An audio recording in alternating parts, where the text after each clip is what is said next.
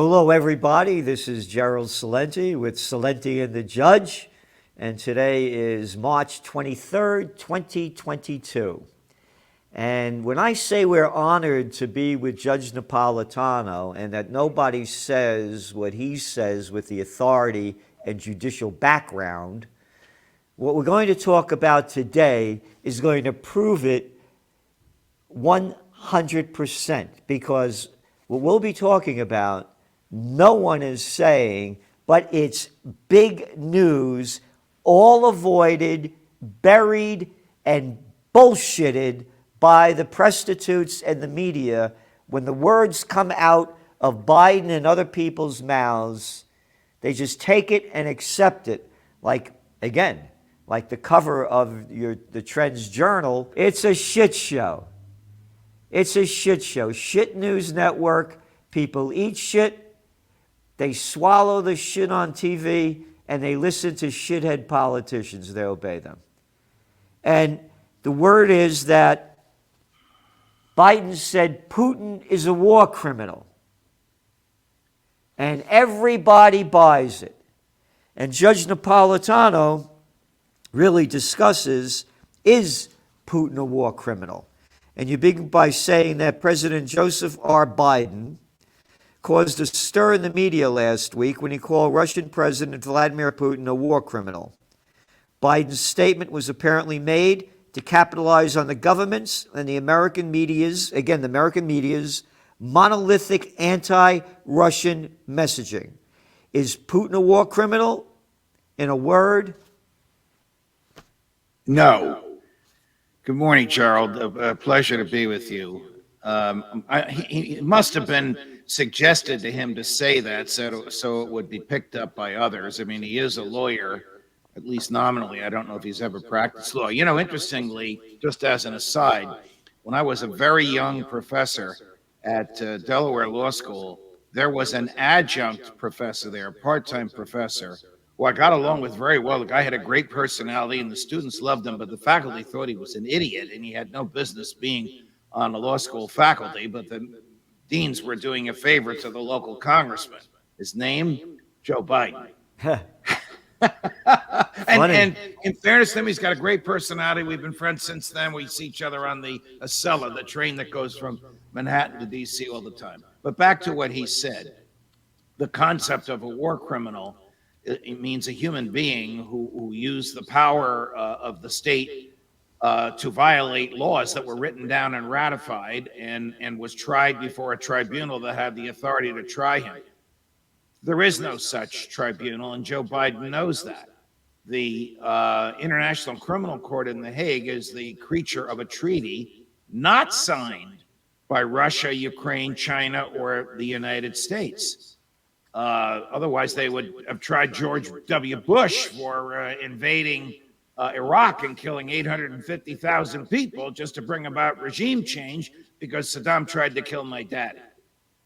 The victors decide justice, or Harry Truman would have been prosecuted for murdering innocents within days of Japan's intended surrender by dropping bombs or atomic bombs on civilian targets. So this war criminal stuff should not be thrown around as cavalierly as old Joe has been throwing it around. Even the Nuremberg Tribunal was a makeshift court put together, rewrote laws ex post facto. Nobody defends the Nazis; they were monsters what they did. But the efforts to judge them was a legal fiction. This is what I'm saying to everyone, that nobody says what you say with the authority and the judicial background. You hear Nuremberg Trial, and right away you say, oh, wow, what they did. Oh, that was terrific. And you go on to mention that the phrase war criminal entered into the parlance from the Nuremberg Trial of surviving high-ranking Nazi officials after the conclusion of World War II. Those trials alleged that German government officials committed crimes against humanity. And you go on to say that these crimes alleged were invented ex post facto, a procedure expressly prohibited in the U.S., and were accepted by the American, British, and Soviet prosecutors and judges. In a bit of irony, the phrase crimes against humanity, this is great, was coined by Joseph Stalin's handpicked prosecutor. Again, what you're saying, and saying with the authority and judicial background, nobody ever says this.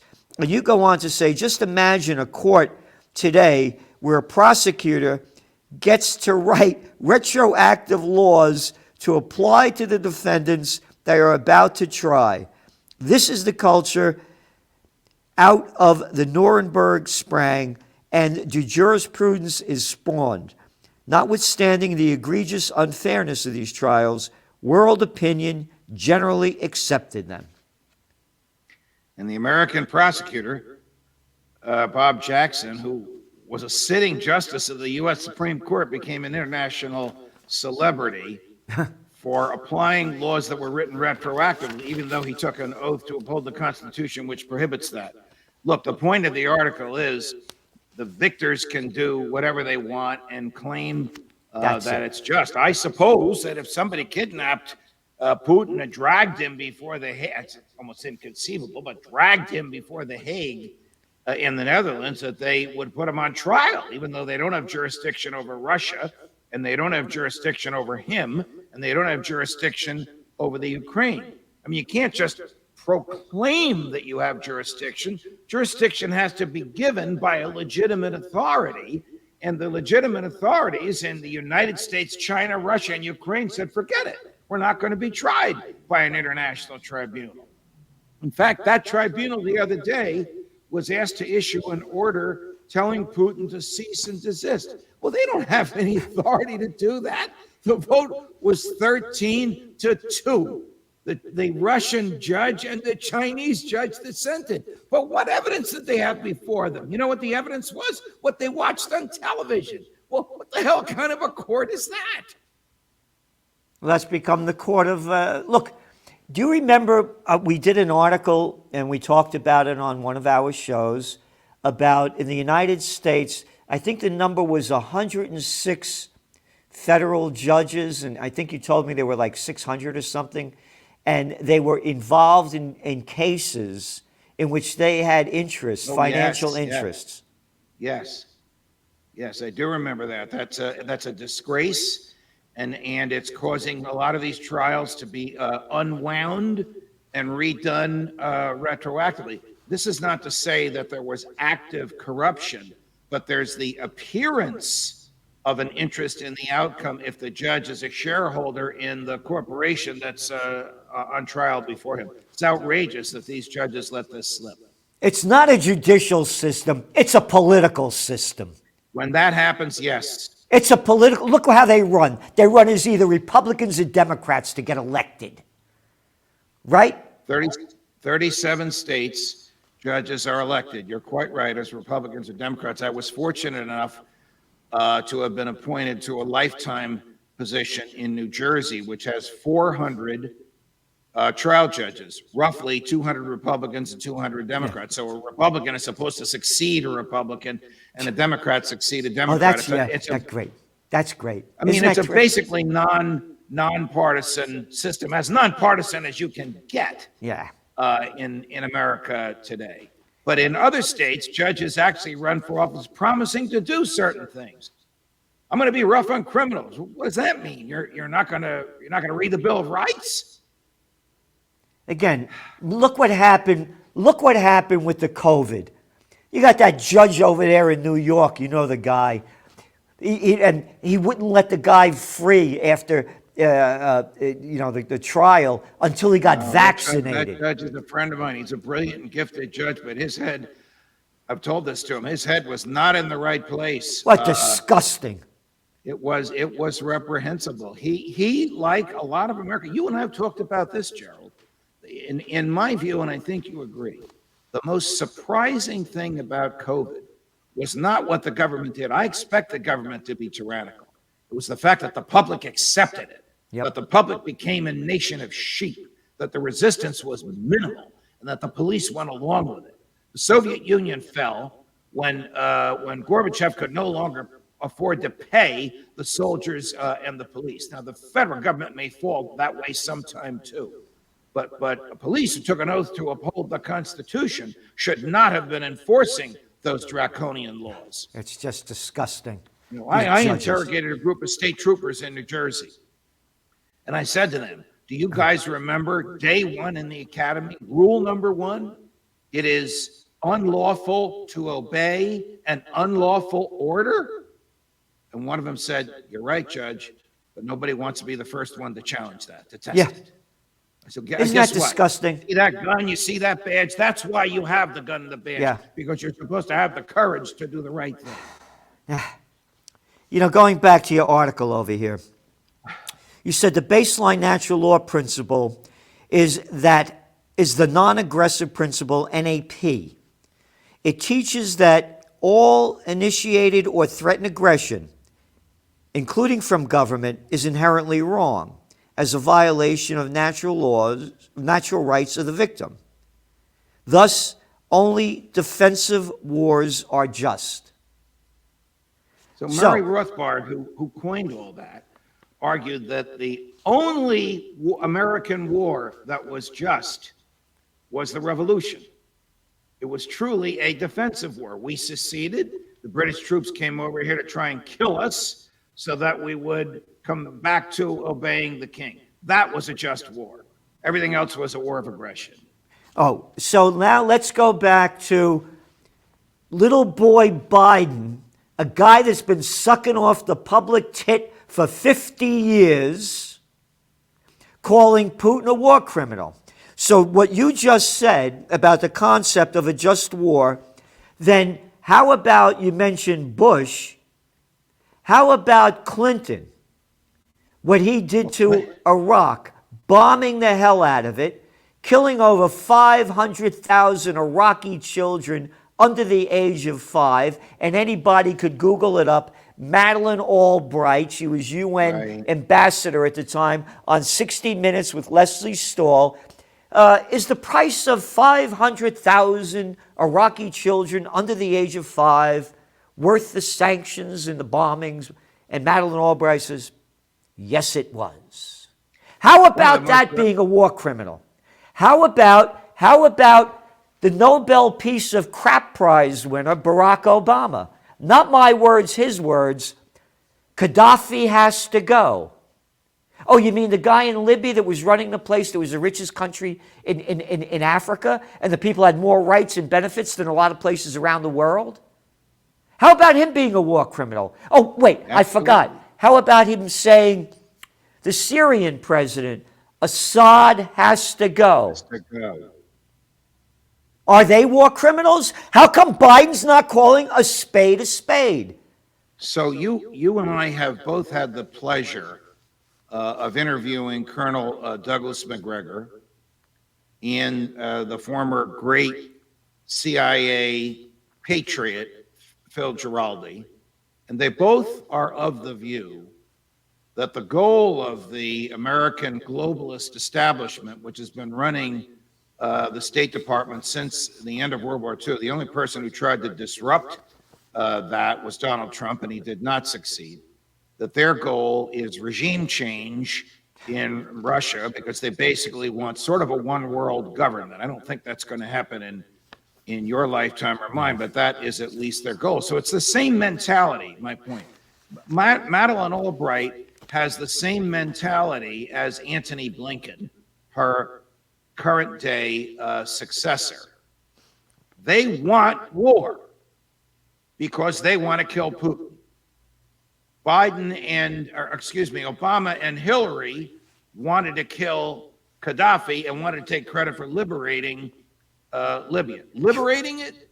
They destroyed it. They not only killed him horrifically, can't even say on air how he died, but they destroyed the country.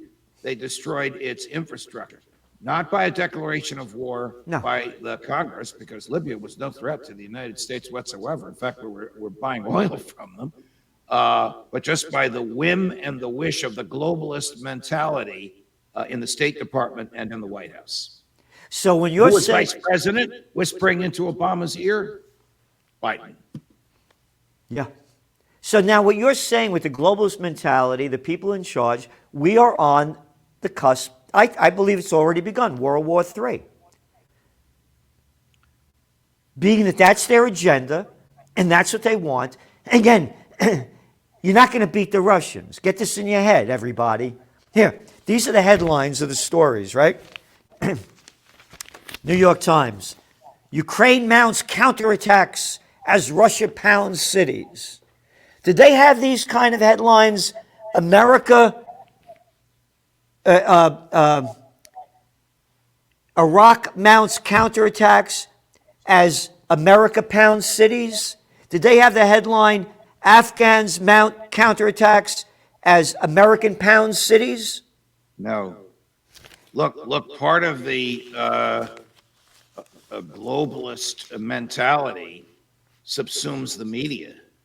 I'm sorry to say, even the media entity for which I once worked for 24 years, they're all part, at least with respect to this war, they're all part of the same mentality. Do you know how many American troops are in Europe right now? More than 100,000. And they're bringing What more. the hell are they doing there? What the hell are they doing there? Unless they're ready, willing, and able to light the match that will start the conflagration with Putin. Again, you mentioned what the troops there, the news today, more American troops and NATO troops going into Hungary, Slovakia, and Poland. Isn't that great? Isn't that great? Oh, and here's the best thing. These arrogant boys haven't won a war since World War II, killed tens of millions of people, and now we got another strategy to defeat the Russians? Oh, and how about talking about arrogant pieces of garbage, scum crap? I forgot. What's that guy's name? No. The guy, the one that wants to assassinate Lindsey Graham wants to assassinate Putin. Yeah. Wants to assassinate Putin. Oh, and again, here, another one. I gave you some of the headlines here. Did I give you? Here. Russian shells blanket Ukrainian capital and port city. Hey, Lindsey Graham, how about American shells blanket Afghan capital? How about American shells blanket Iraq capital? How about American shells blanket Libyan capital? Now, he never met a war he didn't like, and he's bitter. And he manifested that bitterness yesterday and surprisingly stormed out of the confirmation hearings of Judge Ketanji Brown Jackson to be appointed to the Supreme Court over a dispute over Afghanistan, which has nothing whatsoever to do with the Supreme Court. He got in a pissing contest with liberal Democrat Dick Durbin, and he stormed out of the hearing because Afghanistan is now being run by the Taliban. Afghanistan, on which George W. wasted $2 trillion borrowed American dollars. Yeah, $2 trillion. The Iraq War, another couple of $1 trillion. Again, it was General Dwight D. Eisenhower, 5-star general, Supreme Commander of the Allied Forces, warning the American people at his farewell address in January 1961 that the military-industrial complex was robbing the nation of the genius of the scientists, the sweat of the laborers, and the future of the children. And here we are. And today, the headline news in the Cartoon News Network, CNN, is that guy Buttigieg, another little piece of scum garbage, nothing of a boy, or maybe something, I don't know, a nothing. We're going to give $2.9 billion to cities to help rebuild their infrastructure. That's the headline. $2.9 billion. You just said almost $14 billion of more war equipment to Ukraine to fight a losing war and kill more people. And you're bragging about a lousy $2.9 billion? And you got a defense budget when you put the intelligence into it? No intelligence. What's over $1 trillion a year? Right, and that's interesting you say when you put the intelligence in it, because even though the Constitution says no money shall be spent from the Treasury except as is publicly recorded, nobody knows what the intelligence budget is. Nobody knows how much money they spend. You've just estimated 250 billion, which brings the defense 750 billion up to $1 trillion. That's actually a pretty conservative and charitable estimate, Gerald. I shouldn't laugh because James Madison foresaw a lot of this by saying, hey, Congress, Mr. President, Madam President, you can't spend a nickel without reporting it. Try and find out what the CIA's budget is. You'll be pulling your hair out. You can't find it. What are we going to do? Someday the federal government will fall like an overripe apple. We'll break off into smaller republics. If you're in the Northeast where you and I are, it'll be the People's Republic of whatever. If you're in Texas or Florida, there'll be a lot more respect for personal liberty. I think that we need states to begin to nullify what the federal government has been doing. It's happening slowly, and maybe even secede. There's nothing that would wake up the federal government more than if parts of this country legally were no longer subject to it and financially no longer had to pay its bills. You know, I had a dear friend, may he rest in peace. He died too young. His name was Thomas Naylor. Do you remember him? I know the name, Gerald. Thomas Naylor started the Second Vermont Republic. Oh, yeah. What a gentleman. What a kind man. He used to come up to, when we used to have rallies and things and parties, and a kind guy, and he was brilliant. He was born in Mississippi. He saw racism as a young kid, and professor emeritus at Duke University. And he was pushing for the secessionist movement in Vermont, and it was growing very strong. Yes, it was. And all of a sudden, boom, he died of unexpected whatever. And who knows? Now, we need a new, and I'm saying to everyone listening, we are on the verge of World War III. And the economy is this inflation is destroying the lives and livelihoods of people all around the world with these moronic sanctions that have been put on the people. And as you pointed out last week, these sanctions are illegal and they're criminal. I don't want to put words in your mouth, but No, you're not putting words in my mouth, but the Constitution protects persons, not just Americans. The federal government has seized property and frozen assets of persons. They happen to be Russians.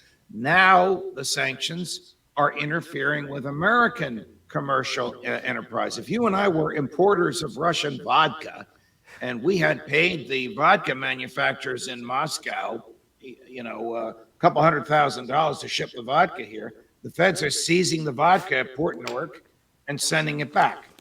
Well, that's prohibited by the Constitution, but that's what Joe Biden's doing, not by legislation, but by edict. It's profoundly unconstitutional. And do they work?